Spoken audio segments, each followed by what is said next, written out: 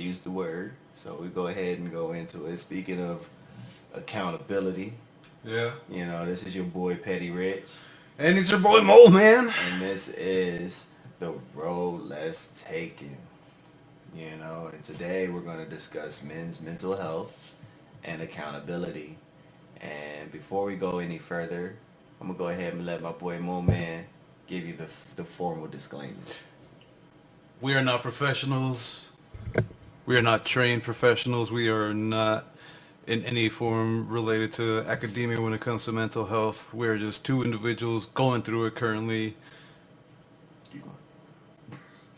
There are and will always be resources for you, the viewer, one of you, however many, to go ahead and help you seek help if you are in need of it. And if you are in a really bad headspace and feel like hurting yourself or the nearest person, please don't, and dial 988.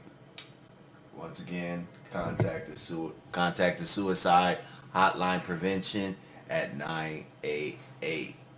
Now that we've gotten past our little formality, let's talk about accountability, man. Like, what does accountability mean to you? Staying consistent, remaining consistent. That's always been a difficult thing for me to tackle. Throughout my entire life, it's not something that I struggle with as a young adult or as an adult. Like my mind always being running at 100 or 1,000 miles an hour, and just trying to keep up with it and keep focus. Like it was difficult for me to like the develop accountability and being present, being aware. A lot of it is that being present, being aware, not being on autopilot.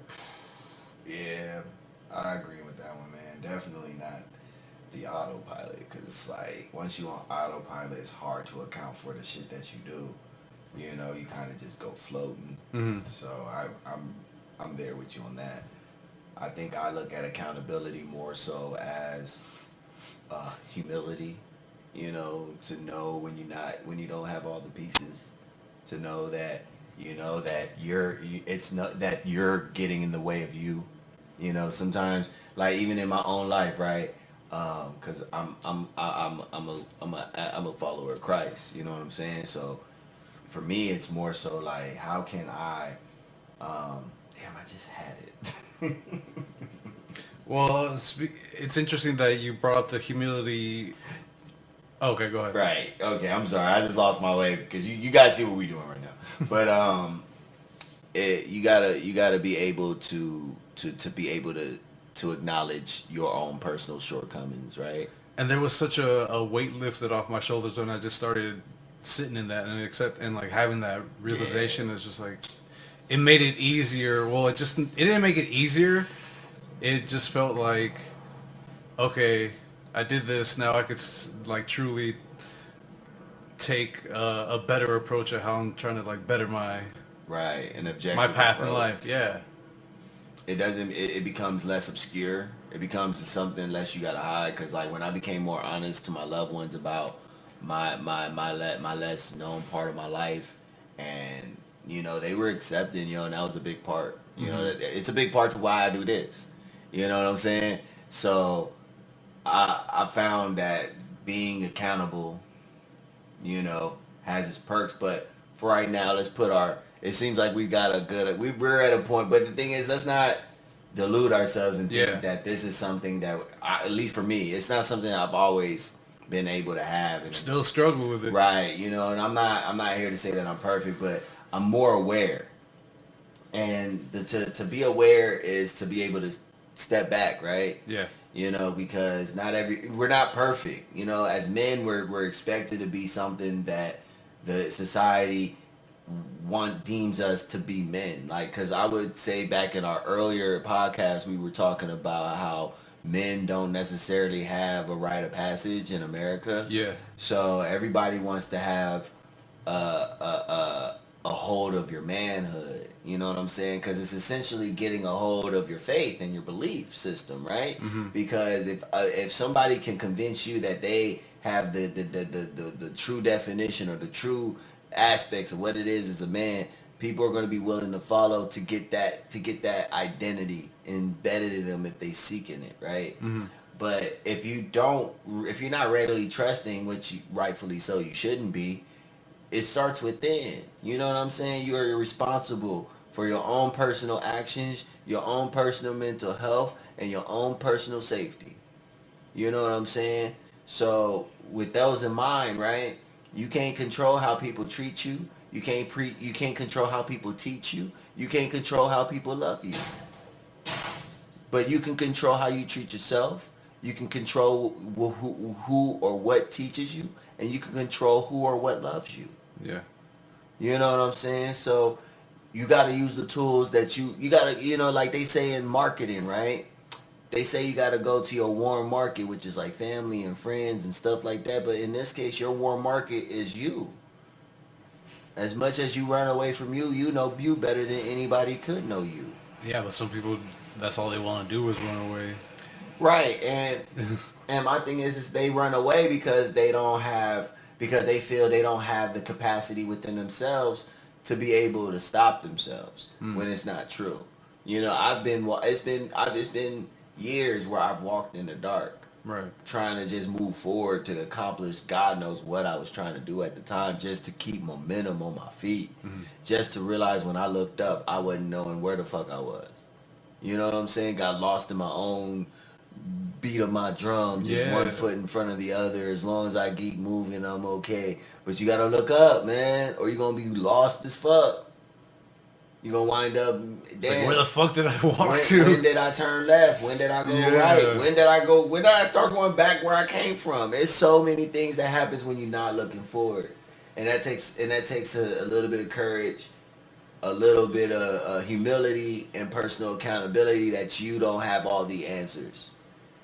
That you may need to reach outside of what your routine allots you to get better results. Like for me, I had to confide in people that I normally wouldn't Mm-hmm. because I have pride, I have my ego, shame, you know. So my question to you is, with that in mind, like, how does how did a lack of accountability, right, Mm-hmm. affect you in your development of reaching accountability? My finances, like credit score, that shit took a plummet. It was all in shambles. I always had the difficulty of spending before I had it, and then also I barely had it to begin with. I was always working, just paycheck to paycheck. So it's not like I was living way beyond my means. Yeah. And so realizing that if I ever wanted to get my own place, a house, what have you, that's going to be the first thing they look at is like your credit and all that shit. So I had to get that under control. And that also paired in tandem when I was making the choice to start bettering my diet. And the first thing I did was tackling soda, and that was like the first goal. Of like I told myself it was if I was able to stop drinking soda, I'd move on to the next thing, which was like all the fast food and the junk food and all that shit. So in learning how to because that was like the second, like those were like my biggest impulses, like spending Right. and eating. And I told myself, all right, if I could manage to get the eating under control, get this, boop, boop, boop, boop, boop, boop, boop. It was kind of like the What was I get, because I remember you talking about this, but I want to know that because with the accountability, you get to talk about the spark, right? When was the day that you realized you went too far, that you had a problem, that this was something that you encased yourself in? When was that moment where you were like, I need to take accountability for where I'm at right now and do something about it? thousands in debt, overweight. I was just rudderless in life. I didn't have any direction. I was just going through the motions. Like uh, it was a slow buildup, Yeah. and then it was one huge event, and then after that, it was just because it was like a drastic event, which could have severely like derailed my life. Right.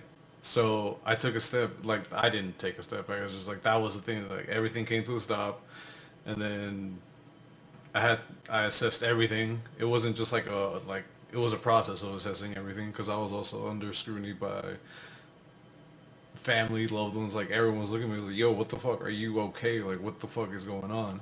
Right, right. So you had loved ones still kind of looking from the sideline, worrying about you and concerned about your well-being. Yeah, Yeah. and that was the end of '09. At the beginning of 2009 is when luckily I was able to find therapy close to home. Like, Yeah. and that, okay, so that leads me back to the account. So because I was within walking distance, like 15, 20 minutes, I would walk to my session. Right. And sometimes I would listen to music. Sometimes I would just like walk and sit with my thoughts. And because I found that if I walked and sat with my thoughts, I would able to have a better session when it came to when I went to go see my the doc, Right. whatever you want to call it, therapist. There you go. And so that was the routine. Like I'd walk to without tunes, and then I'd get Go ahead, the camera. I'd spill my shit, whatever I had to get off my chest, and that was like that became my foundation. And then from there is when I also would like by that point in time I had slowly started weaning myself off soda, so that also kind of helped like bolstered. What made you? What made you account for soda? Because again, we're gonna go to accountability. I want to hear the detailed spots of because I know you stopped drinking soda. Yeah. You stopped really eating a lot of certain foods. Yeah. Like you just kind of pretty much water, you know, and, Yeah. and the good old and your And mineral water. what's your diet? Breakfast is normally about 3-4 eggs and avocado and steak, or I'll replace a steak with salmon. Okay. Or like last night, dinner was eggs and avocado and ribs that a friend of the family made, but they were cooked differently because it was a mole sauce instead of barbecue sauce. Okay. So I stripped the meat off the bone and I diced it up and then I just stirred it up and That's pretty cool. hell yeah, that shit hit. With some egg. Yeah. So a lot of it, like a lot of the diet is that. Like every now and then I'll So you like on a keto diet? Cause you don't eat bread. That's what it's not. Cause I ain't hear no bread in that diet. And that's a hard, because I still I'll fuck with a fucking cheeseburger, but the voice in my head will be like, go lettuce wrap, bitch. I mean. So, and then also the thing in the back of my mind, sorry to cut you off, is that I can't keep the voice in my head is like, you know that got wood shavings in it, so don't even fuck with the bread. That's what I hear in my head when when I'm battling out. My God, you torment yourself. And it's not by choice. Like that's just how it is. I get it, you know, but that's just how it is. Like, I'm just saying. And I'm not trying to like lay a guilt trip or make it seem like it's hard. I mean, No. I'm saying like if we talk about, remember like a couple of podcasts, we've done a few now. Yeah, a few episodes ago. We were talking about loving yourself, man, not being so hard on yourself, bro. Like. I see a man who's pretty much committed to his discipline. I'm not here to tell you to stop doing anything that you're doing. I'm not even telling you to stop the voices in your head. But don't be so hard on yourself when you get a taste for something, man. You're not that same dude, bro. Even if you was to eat a cheeseburger right now in front of me, I wouldn't think nothing less of you because I know you about to work the fuck that off. Yeah. You know what I mean? Like you in a place where now people like even your parents see you eat some McDonald's right now, but it'll be a rare event type thing. It wouldn't be like, oh my God, he's backsliding. No. Yeah. Cause look how committed you've been, bro. Look at your accountable. I know the voice, bro. I get that. Cause that's all I wanted to say. I didn't want to tell you that you're not doing anything right, but just I wanted to like. On camera to like personally say, man, like just from knowing you, bro, you've been pretty disciplined, bro. Like if you would have never told me that you were over 300 pounds, I wouldn't believe you. You know what I mean? I'd look back and I'm just like, fuck, I can't believe I got that big. Right, like so you got to see. I'm on a phase of your life where I couldn't even recognize. I couldn't see any facet of that life that you tell me on this podcast, bro. Right. That's what makes it even more profound. You were a whole different person before I met you. In 09, right? Yeah. I was in the Navy, getting married at the end of that year. You know what I'm saying? My life was on some different shit, right? Yeah. And it was kind of like I was like me. I was young, I was letting things just kind of fly. I was trying to just, you know, be a millennial. You know, like I wasn't in college and shit, but I had a decent salary job with the military. So I was like, maybe if I just do this process, I can be the man that I need to be in this society. Blah blah blah. But the Navy really wasn't my thing. You know, and then on top of that, I was trying to juggle something with almost unreasonable amount of responsibility. You know what I'm saying? Now, looking back at it, I account for a lot of the immaturity. I will account for my immaturity. You know what I'm saying? And then for me to get over that, you know, because I was hurt a lot and it made me kind of close up. You know what I'm saying? Which led me to doing some things that, you know, looking back, it was not the most humanizing thing I could have done for myself. You know, when I trivialize things that I personally respect, you know, with just, you know, just sex, you know what I'm saying? Yeah. It was just, I started separating the person, the woman from the act, and it got to the point where it just got dehumanizing, you know, and it was to the point I started losing who I was, right? And it got to a point where I got tired of that shit because it was like I want to be somebody that my nephews and stuff can look up to. You know, I want to be a man that my nephews can look at as an example. You know, if they have nowhere else to look, you know what I'm saying? Yeah. Or if they want something, if they want to see, you know, because it's like it's a warm feeling to know that your family is established. You know what I'm saying? When you a kid and you want to just you curious about the things that you want to be in life. So I'm trying to be the best that I can be and be established. I'm not trying to be just a wayward John, nigga. Like, you know what I'm saying? Like, it's just Yeah. it's not a good look, bro. And so I had to really, and then for me, I've been looking for mental health since I got out of the military. Yeah. Since like 2013, I haven't been able to do that shit. So it's been really hard. I could have sworn I turned all of this off. And so I just got myself focused. I started putting my energy because like for me my I would say my real turning point was 2017 was when my dad died. Definitely Yeah, a big cause like for me, I was just event. kind of floating. I was trying to get into the dating scene, but I didn't really know how to do all that shit anymore because I just felt wounded, Yeah. you know. And again, I kind of disassociated certain aspects of a relationship and made it its own thing, which made me. And for me, I don't, you know, they say the misery loves company, and I didn't want to match that stereotype. Right. And I feel like, and this is not me being like, oh, I love women. This would be on any level, however the universe may have rolled the dice on my sexuality. But I don't like bringing people into my shit, right? Yeah. You know what I'm saying? And I love women. So in this case, this refers to women. This could refer to my brothers or sisters, my mom and shit, because, you know, I love them, but not in no crazy way. Yeah. But it'd be in a way that I wouldn't want to bring them in my shit. Whereas women, you know, I don't need to bring a woman. I don't want to use a woman as a outlet, right? You know what I'm saying?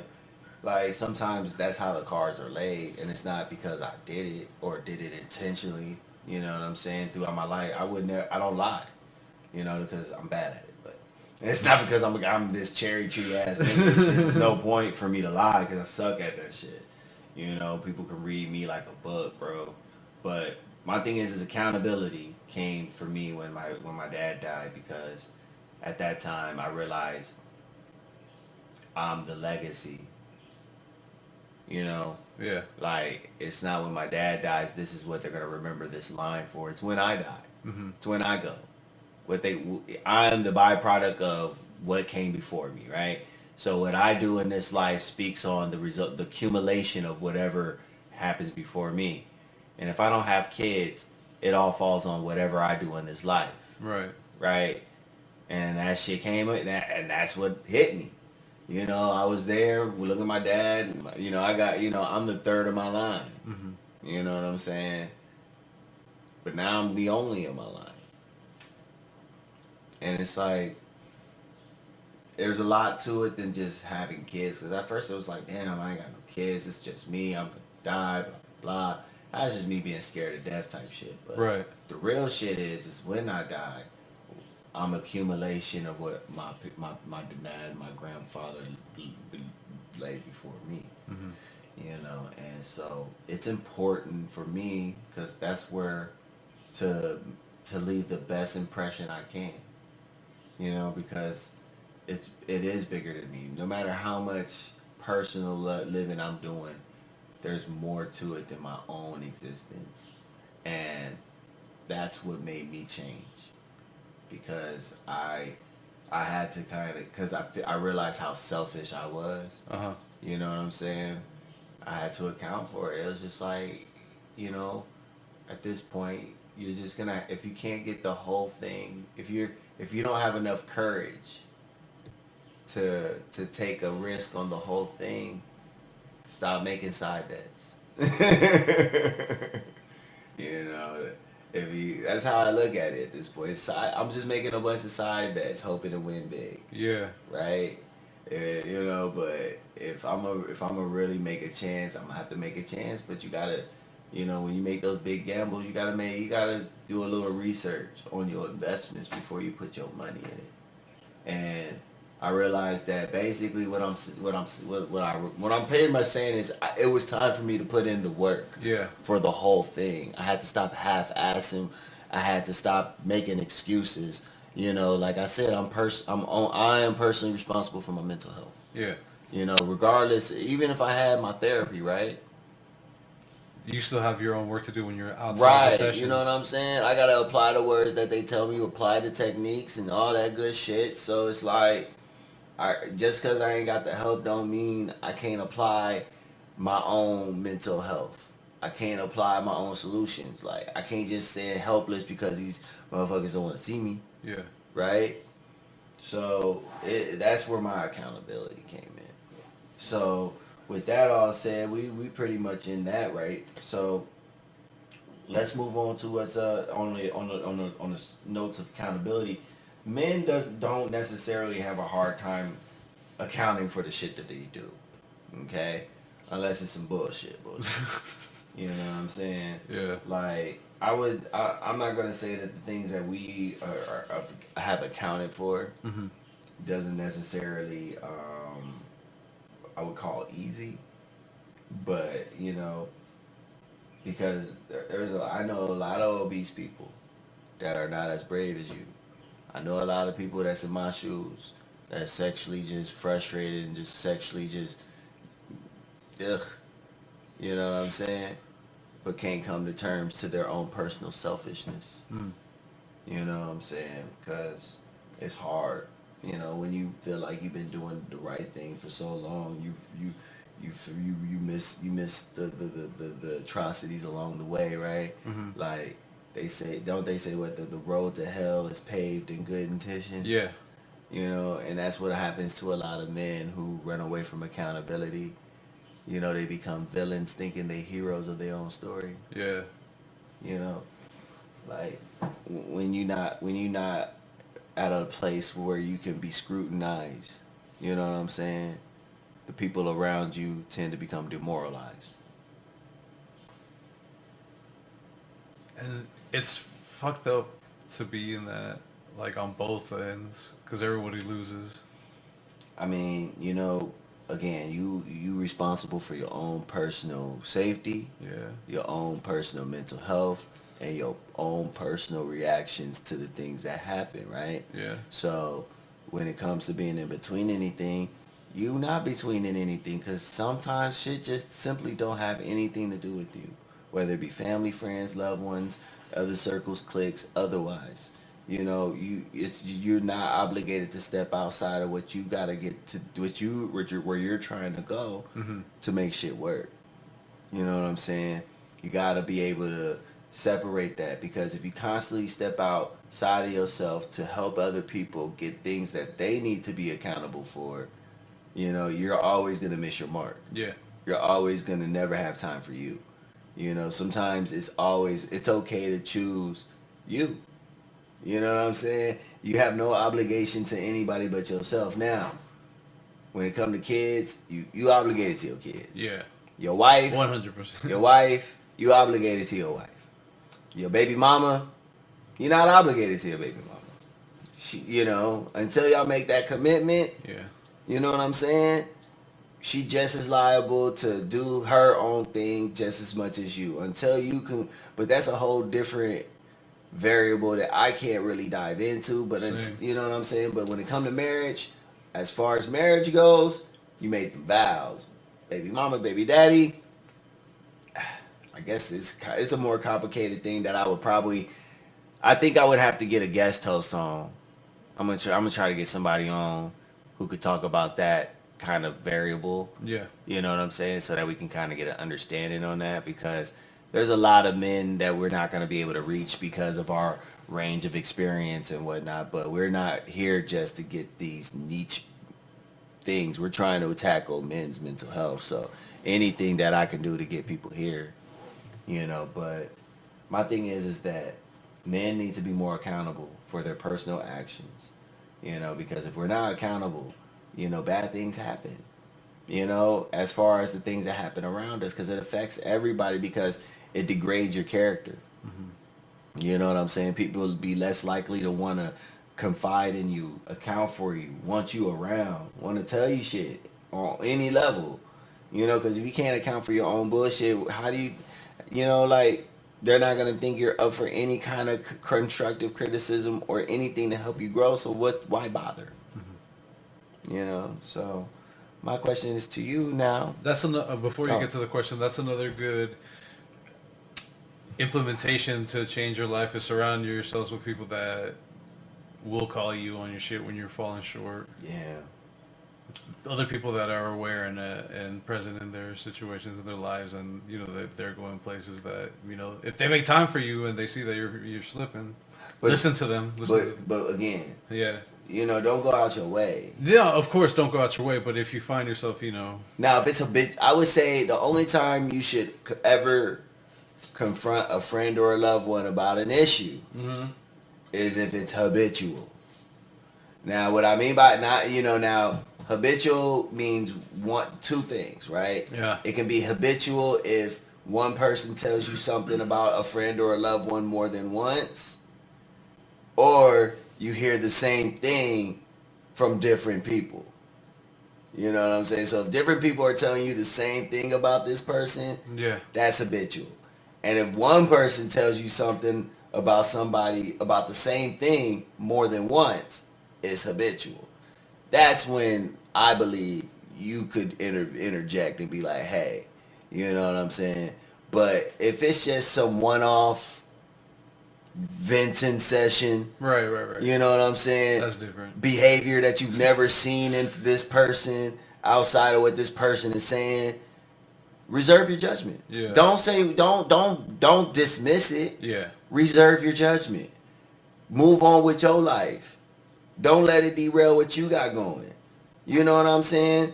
Because you have no idea what's going on in the midst of that, or what kind of pieces are being moved, or God knows what. That's why you just focus on your own personal reactions to situations. If it's not something that's habitual, if this is not something that's being confronted to you more than once or twice or three times by different other people type shit, focus on your own personal goals. Now, if it is habitual, if it is one of those things, right? Yeah.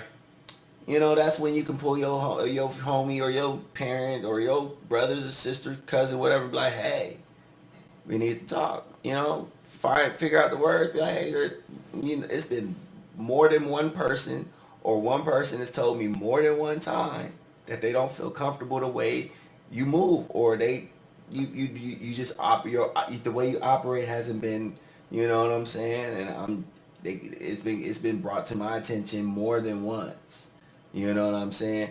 That's how you can go about it. But if somebody come off to you one time, that's mere speculation. Right.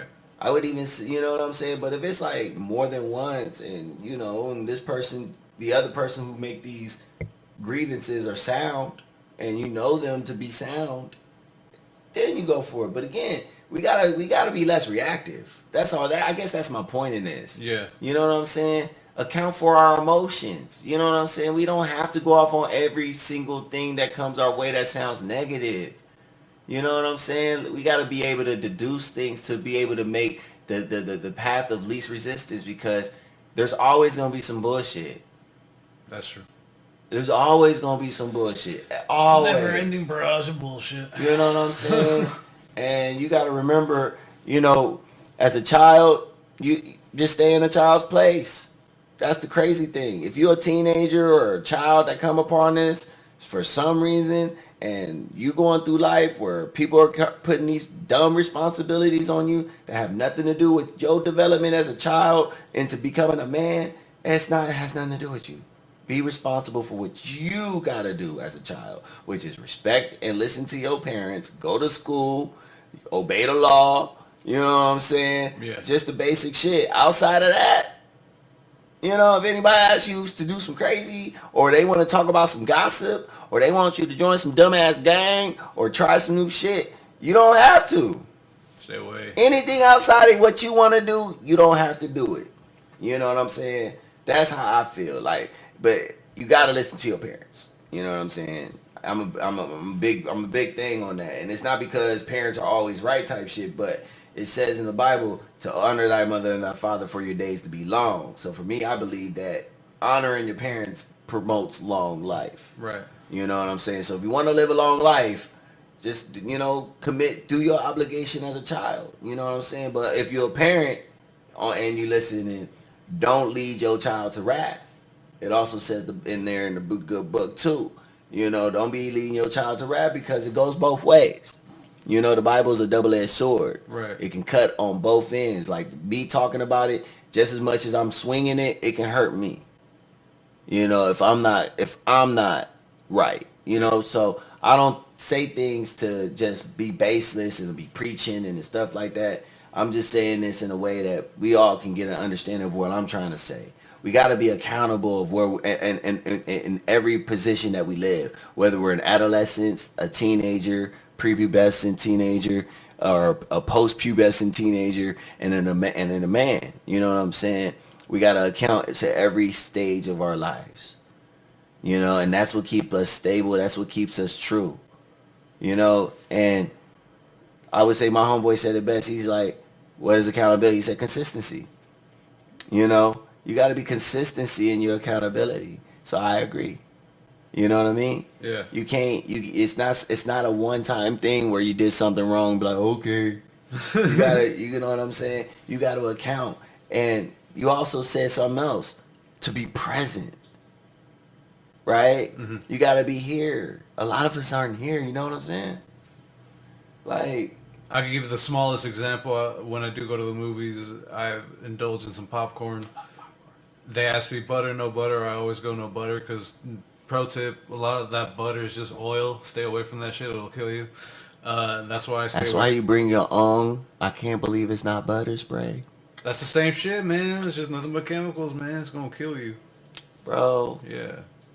Let me live. All right, I got you. I want my, you know what I'm saying? Okay, my bad. Oh. Sorry. But anyway. When the concession clerk, they ask you, want butter, no butter? I was, no butter, please. Butter, no butter. And then they walk to the fucking thing. It's like, no butter, please. Bro. And then... Yeah. I know this is all subject, but you want to go down the street with me, get some, I want to get some protein. All right. Yeah, because I want to kind of get some, instead of having to make a home meal, because I got to get some mass. All right. Do some ups. You know, that's another thing. Count for your health too, right? And exercise is something that I hate. Like, knowing that I have to do it is just like, man, this next hour and a half is going to suck. But afterwards, it feels great. You feel great. I'm telling you, I go hit the sauna and shit. Like me, I'm looking for a place where they got like a cryo. Because it's good for your muscles after you lift. Mm-hmm. You know what I'm saying? Ice baths, cryo rooms and stuff to kind of cool down. Because like when you lifting weights and shit, it's like running an engine on full go. And then, you know what I'm saying? Yeah. And then like if you're not getting the proper protein and shit, what happens when you don't give your shit proper oil and shit? It misfires. Yeah, it doesn't run right. Right, because the lubrication. That's what the oil is for lubrication and and to properly fire the engines. So if you ain't got that shit in your muscles, right? What happens? Your muscles Shit breaks gonna down. misfire, Yeah. and it's not gonna heal the way it needs to heal, and then you're not gonna gain the mass that you need. That's why I gotta get some protein because I got a high metabolism. You know what I'm saying? And I got a LA diet, so you know it's hard to eat, bro. Especially when everything is not good. I just don't like. I've been finding kind of better faces, Yeah. but they suck. Like BJ's was okay yesterday, but it sucked, bro. Yeah. It sucked, but it didn't suck, but it sucked. I know I just got Most off. Cali thing ever, you could say. Like it don't suck because it's like it's edible, it's cool, but is it worth the price, bro? Yeah. Is it worth it when you looking across the street and it's Skid Row, bro? That's all I'm saying. That's how they get you. Like the only aesthetic the sun is literally the sun and blue sky is the only aesthetic California be needing, and they taking advantage. They taking that for granted, bro. I love it though. Shut up. Laugh at me. So what was going to be your question earlier? My question is that what would you tell young men, not necessarily grown men, but young men, people in their like 17 to like 25, you know, what would you tell that demographic right there if they ever caught here on how to start accounting for themselves? Because, you know, not a lot of people really thinking in high school, middle school and shit. Right. There's a few outliers, but not But, you know, yeah. a lot of young men, again, don't know when to be a man. A lot of them still feel like a kid leaving high school and they're 19, 20. Like, what would you tell them as far as how to grasp, how to take charge and account for themselves and to be a more productive and to produce and streamline better results than we did?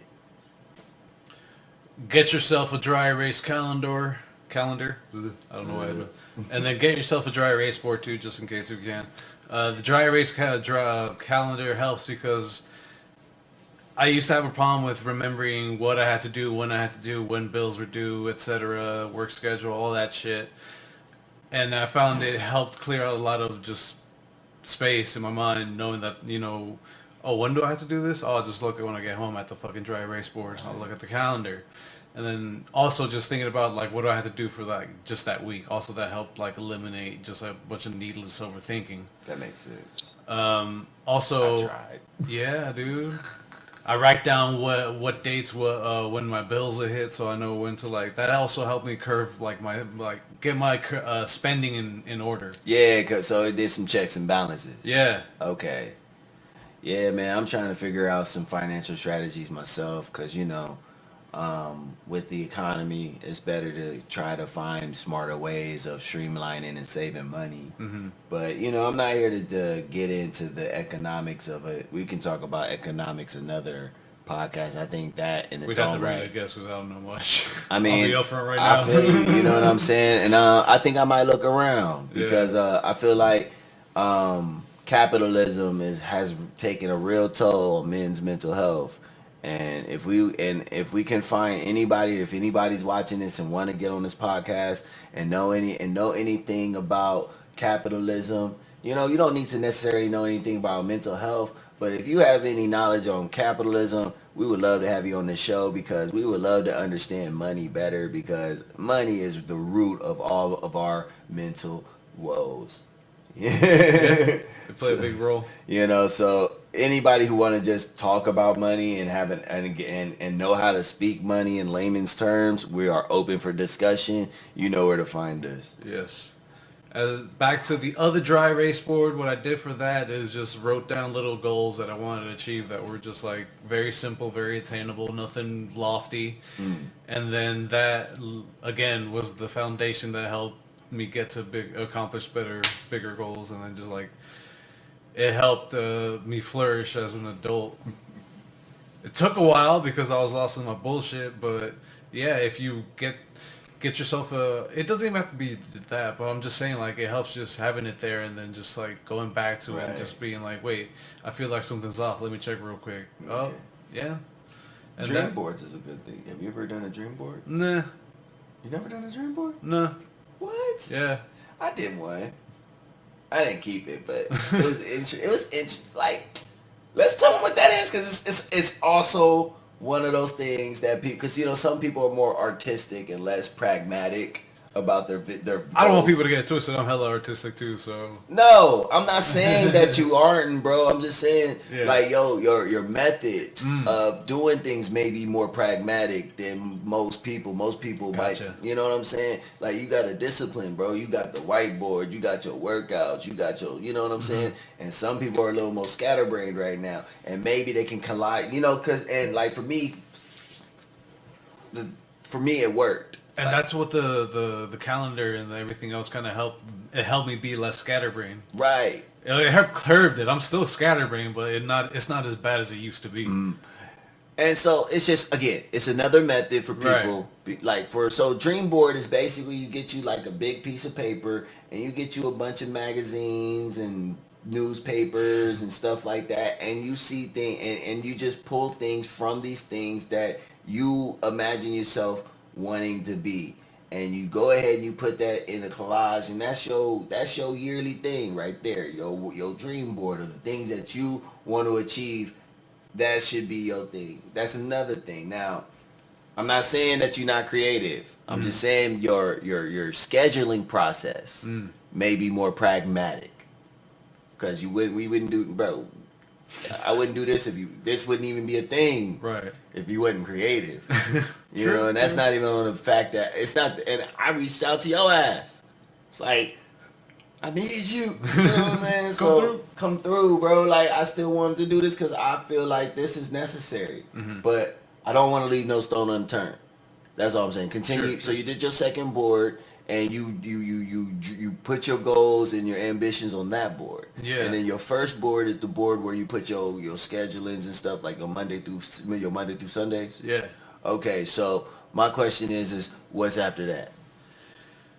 After that, it was putting it into practice. It's one thing to be like, I'm going to do this. It's like actually, Yeah. going through it and just like, okay, I fucked up on this, and this one day.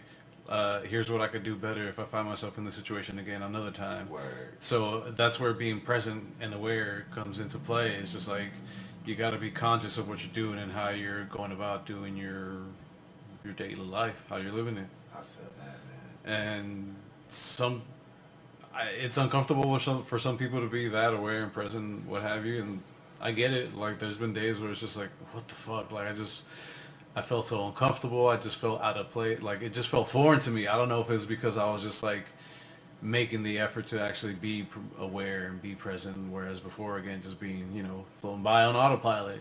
It be like that though. Like, we just gotta, again, catch ourselves Hmm. and just be present. Like, I don't see you often not here.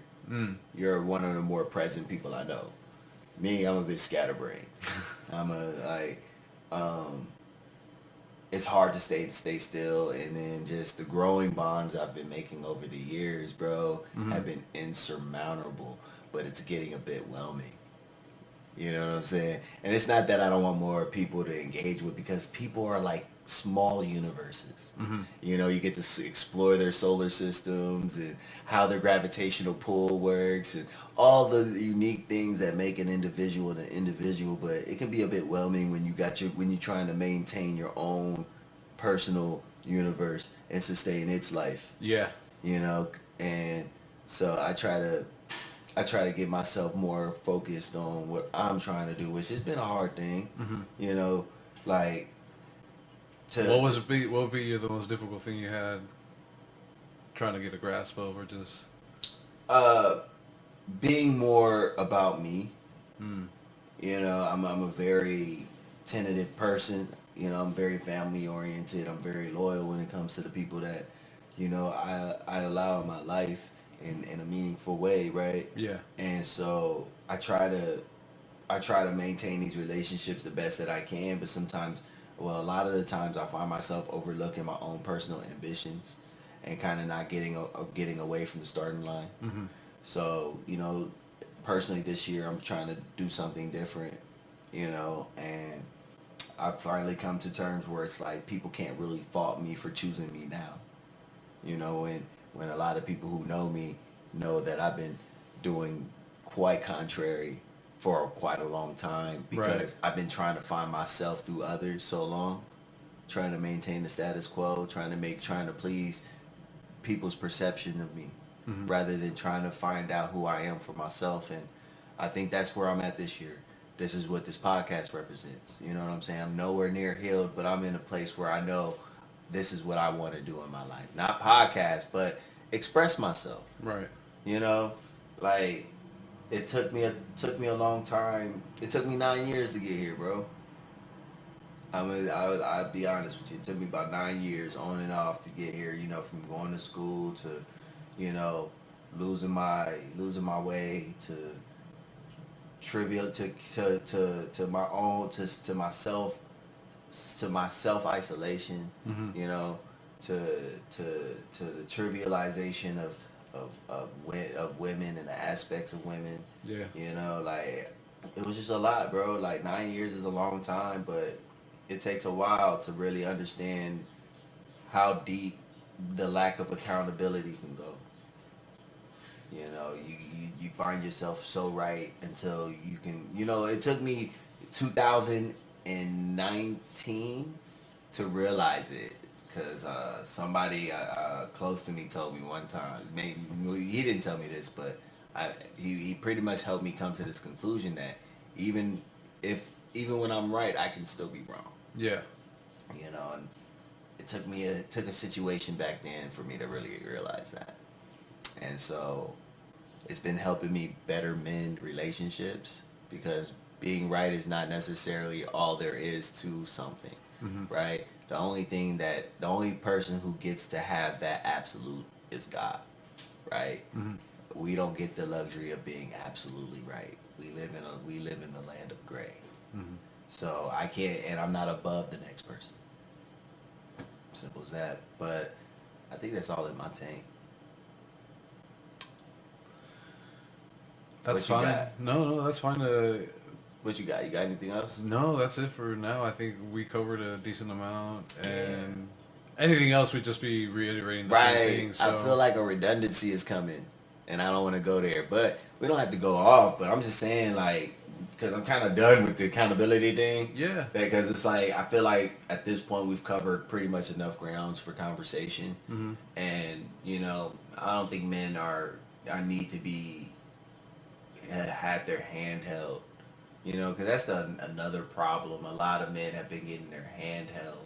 And it's not a knock on anybody because it's a scary world. Yeah. Children are disappearing all the time.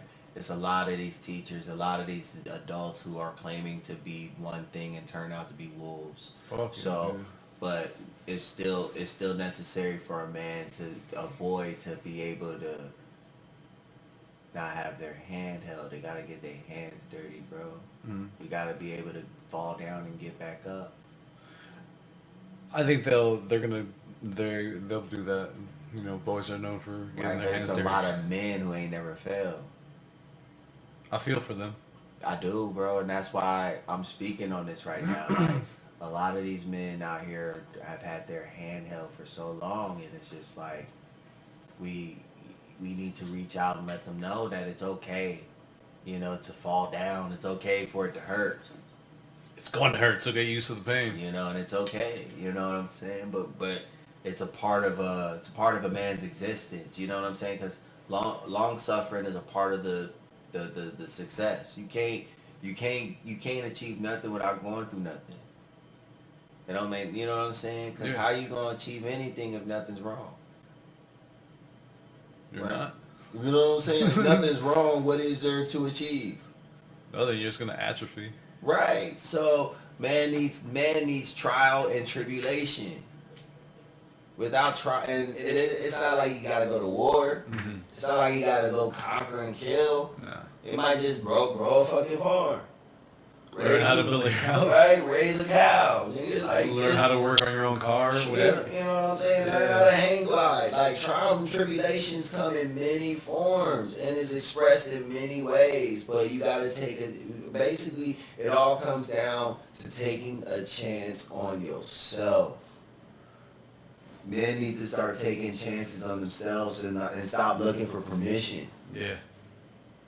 That was the second freeing aspect once I realized, after realizing that, no, I'm humbling myself, I don't have all the answers, and then just betting on myself. Right. It was like a two-pronged thing. They didn't happen back to back. Right. It was definitely a process because it's something that slowly comes into fruition because I'm going to definitely say the Navy did that to me. Asking for permission. I didn't stop asking to go to the bathroom until like 2015. Dang. Bro, because it was a habit. Yeah. You know, you gotta remember I asked for everything in my 4 years in the Navy, from using the restroom to taking a shower to eating to leaving the ship to coming onto the ship to going in a room to leaving a room. You know what I'm saying? Yeah. So it was not like I was like, you were micromanaging yourself. Right, I was micromanaging myself to the point like but then you add the fact that I was a bit lost when I got out there. I drew from the only thing I knew. Okay, I got you. Which was micromanaging my life. Yeah. You know what I'm saying? So it's taken me a long time to unmicromanage my life. You know, to allow myself to have permission to exist without anybody telling me what to fucking do. You know, like I essentially speaking, so everything I'm speaking comes from personal experience. I had my hand held for a long time. Yeah. You know, I would argue still. You know what I'm saying? So, but I'm currently going to school again. I ain't gonna go into details because, you know, I want to save that for later time. Save that for a later time. But there is, long story short, I'm on the path to rectify and find and to carve my own path. Yeah. You know, but yeah, I'm done. With that in mind, we thank you for checking out The Role Less Taken. Once again, we are not trained professionals in this field, mental health, but there are and will always be resources for you to get the help that you need. And if you do feel like harming yourself or others, please do not do that and call 988. And I say again, if you feel like harming yourself or others, please call the National Suicide Prevention Hotline at 988. This has been your co-host, Petty Rich. And Moleman. And you have been watching The Road Less Taken. Have a good day, y'all. Take care of yourselves. Hey!